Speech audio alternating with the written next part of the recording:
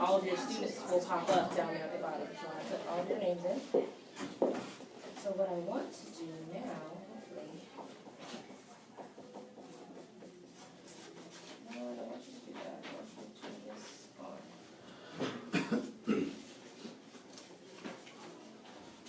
This is where the camera usually pops up, I think, because I left the office, so it's not letting me do that.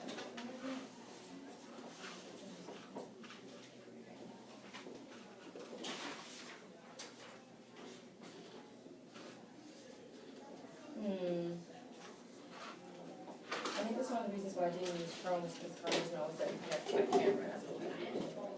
Well, we have a small group if you need to just do it here. Let's see if that works. If it doesn't work, then it's my computer being a jerk.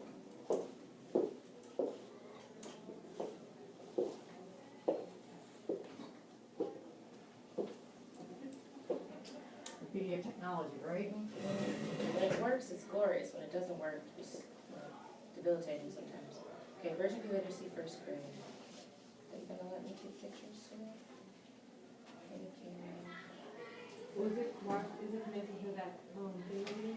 This one won't because it's not on Google Chrome. So right now. So when they do this, do they need to go in through like Safari or Firefox? So it worked for me originally on Google Chrome. I don't know why it's not working for me now on it, or why it's not working at all. Oh, because it's connected to that, it won't let me connect my camera. Okay. No, should have practiced. Do you need Scott? Possibly.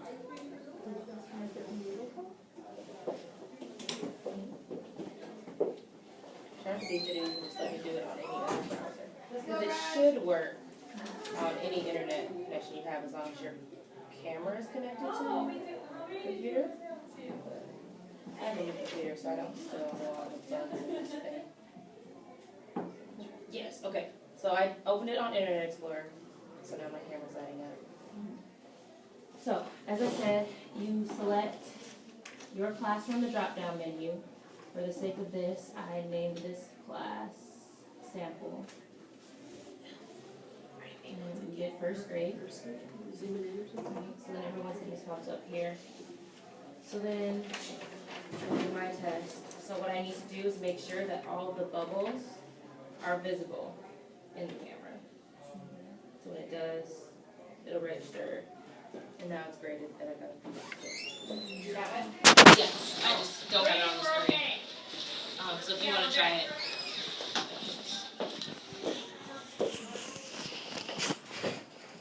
Okay, so it noticed that question number 19 had an X in it. So it prompted you to say, hey, is this the answer that you wanted? And then you can say yes, because she did mark 19, or mark D, and so you accept it. And so you would have gotten a 5 out of it. So you want to try one? Does it pick up if it skips one?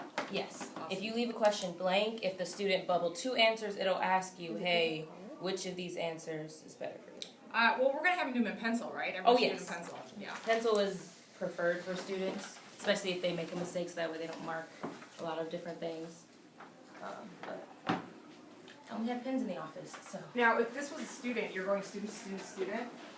So what you would do after you administered the test, then you just collect all of them, and then you can just sit in front of your computer and scan one after another after another. And how does the name match up to the test? So, at the top corner, each student has an ID number. And so that's what you've done at the beginning of the year, or somebody before you did at the beginning of the year. So since we did it in pen, it's not going to read it, right? It should. It should? Oh, there it is. So it matches the ID number at the top, so anything that you do will put, as long as you have selected the right class. If you selected first or second grade, for example, on a first grade test, it'll say, hey, that doesn't match up because the number of questions isn't the same. So then you just need to fix it. So it'll prompt you if there's anything that didn't quite go the right way. I think we're good. Good job, guys. Yeah, I appreciate it. So if you look, there's a shorter section. So I know last semester you guys graded the writing section using the rubrics, but to get those scores onto the system, we have to do a similar thing with this shorter. So you graded the students writing section is out of 9 points. So I gave myself 9 points as a person. Get 100%. So what you do, you go back to the assignments tab, but instead of hitting version A or version B, you need to find writing application. So sorry, it would be further down. So you need to find writing applications, and then writing applications again, because it's the first grade example. And then do the exact same thing. And then it'll score your students' score that you've assigned them. So this one is different because the students don't have to write on this. This is what you're going to be writing on after you've graded their writing section. Does that make sense? Mm-hmm. Yeah. But then you do the same thing when you're grading them. So you could, it would be ideal if you can do the same students, like, okay, I just graded their, 20 questions test and then I'm going to grade their writing, but it makes you separate those, so you have to go through the same system twice. So I know that that's kind of irritating, but right now, that's how the system is set up. You need to do all of the regular questions and then do their writing after that. Because otherwise you'll be switching back and forth, and that's probably even more difficult to manage because there are two different assignments. There's the writing assignment and then the typical multiple choice test. Does anyone have any questions about this?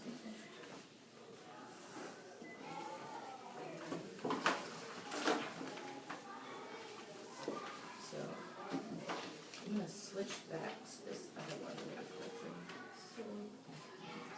This software is available online?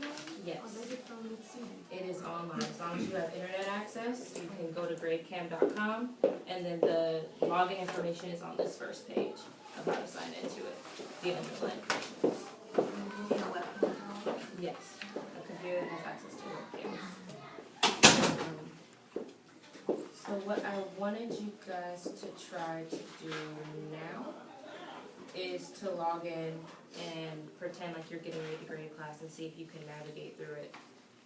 It's unfortunate because I don't have one computer, but if you guys wanted to work together towards doing it, that would be great. So that way you can actually see what it's like when you're doing it So yourself. want me to get more computers? If you can. Just so that way when you're logging in and doing it yourself, you're like, oh hey, how do I do that? Like I can answer any questions that may pop up for you.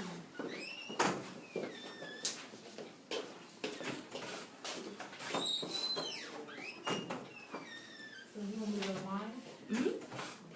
So if you wanted to find your class, I emailed everybody asking if there was any changes in their roster. So any students that may have dropped from last semester or students that you've added, if anything, and you start to administer this test and you see, oh, I don't have a set for so-and-so, like just email the office and then we'll get you another copy and then you just do it another day.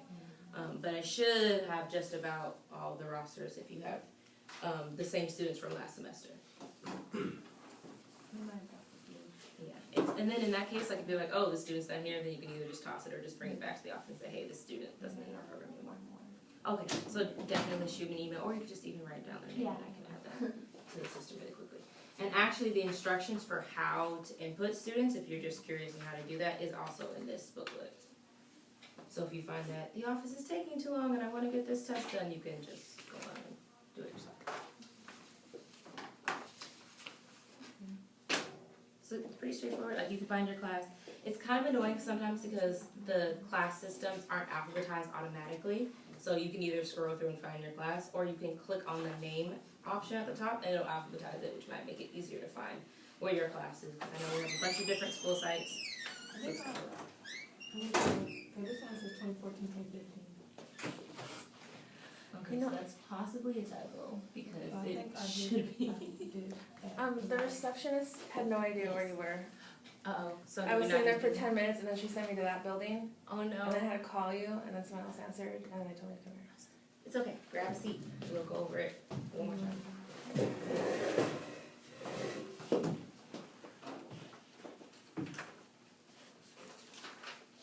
What's your name? Erin. Oh, hi. You have a really awesome name. Are these the actual ones? So these are the rubrics. So when you're going over your students' writing, like these are the things that you should be basing their responses on. You can do this out of the score of 9 points. Oh, I'm sorry. That was not a smart place. Did everyone get a chance to log in or no? Not I don't know anything about Google Chrome, but this requires an email to get on. Does anyone have a Google account? Well, you've already done it, right? Yeah, I was Oh. If you brought my computer, it probably work. Can I get around to the other side? Oh, yes. No, I didn't bring the others. Okay. This is Davia's and 2 others that were sitting. Sit.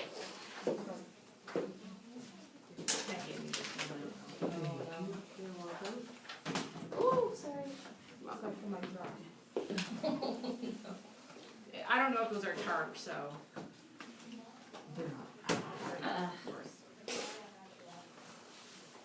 This one isn't working? Yeah. Turn it. Do you wanna review the information? So yes, so if you look on page 2 of that first section that I sent, that I've given you just now, those are the spring deadlines, so you can either come to the office or have your site director come to the office on April 6th. You can pick up all the student forms, all the tests, and then you can administer it. And then the assessments are due back to the office by April 27th. Oh, can I ask a question? Yes. So, you know, if